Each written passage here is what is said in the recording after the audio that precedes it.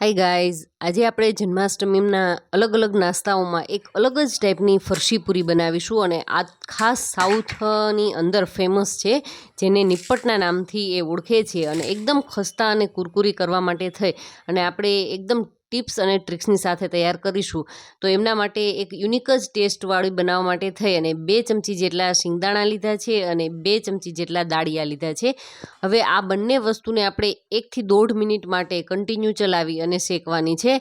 1 થી 1.5 મિનિટનો સમય થઈ જાય, ટૂંકમાં એ હળવી એવી કૂક થઈ જાય એટલે એમની અંદર આપણે મરચાં એડ કરીશું. મેં અત્યારે તીખા મરચાં 4 નંગ જેટલા એડ કર્યા છે. જો તમને વધારે તીખાશ પસંદ ન હોય તો તમે એમની જગ્યાએ હળવી તીખાશવાળા મરચાં છે એ પણ લઈ શકો છો અને એમના દાંડલા છે એ દૂર કરી દેશું.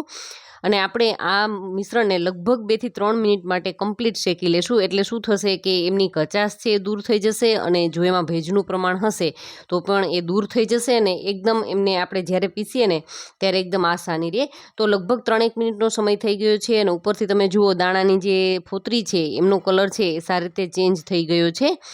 અને હવે બસ આપણે આ બેઝ ઉપર ગેસની ફ્લેમને બંધ કરી દઈશું અને આ મિશ્રણને આપણે ઠંડુ કરી લેશું. અને ઠંડુ થઈ ગયા બાદ આપણે એક મિક્સી જારની અંદર આમને ટ્રાન્સફર કરી અને દરદરું જ વાટવાનું છે. એકદમ ફાઇન પાવડર બિલકુલ નથી કરવાનો. અને એમના ચંક્સ આવશે ને મોંમાં જ્યારે આપણે પૂરી ખાતા હશું ત્યારે તો ખૂબ જ ટેસ્ટી લાગશે.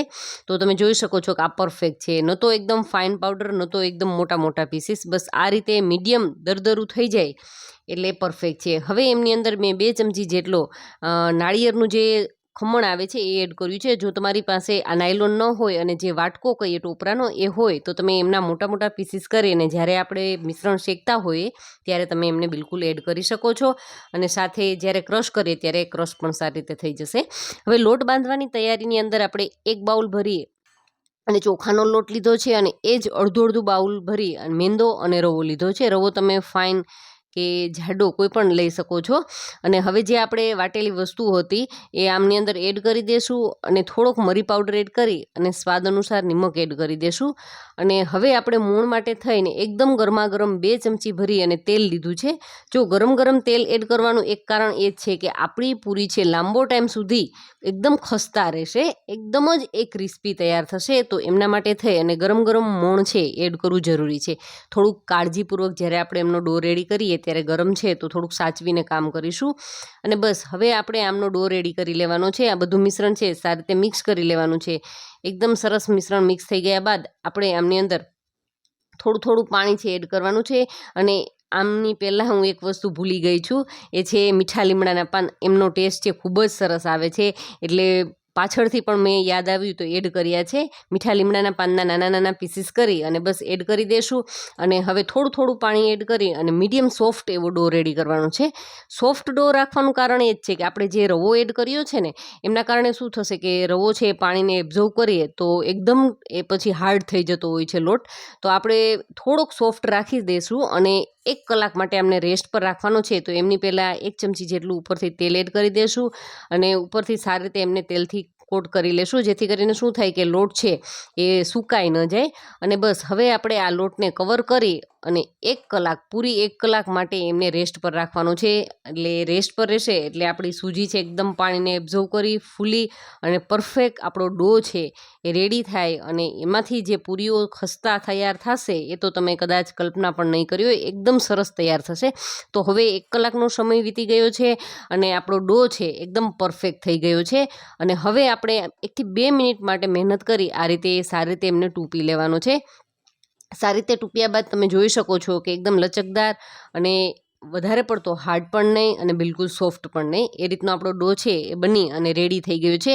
તો હવે આપણે જેવડી સાઇઝની પૂરી કરવી હોય એવા લુવા છે રેડી કરી લેશું. અને કદાચ તમે મોટી સાઇઝની પૂરી વણી એમના સ્ક્વેર પીસીસ, ટ્રાયંગલ પીસીસ, કોઈ પણ લાંબી સ્ટ્રીપ્સ, આકાર તો મનપસંદ કોઈ પણ લઈ શકાય.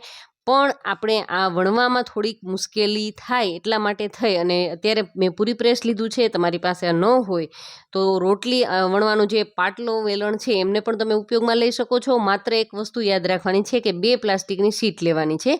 થોડુંક જાડું પ્લાસ્ટિક હોય બસ એમને તેલથી ગ્રીસ કરી બંને વચ્ચેના ભાગની અંદર આપણે ગોણું રાખી દઈશું અને હળવેકથી આમની અંદર પ્રેસ કરીશું. અને જો પાટલી વેલણથી કરતા હોય તો 2-4 વેલણ મારી દેશું એટલે પરફેક્ટ. આપણી આ રીતની પૂરી મીડિયમ થીક એવી પૂરી છે એ રેડી કરવાની છે. આપણે આમને ખસ્તા કરવાની છે એટલે આમને ફૂલાવાની તો છે જ નહીં, અને આપણે જે એમની અંદર મસાલાઓ અને બધું એડ કર્યું છે એટલે ફૂલવાની તો છે જ નહીં.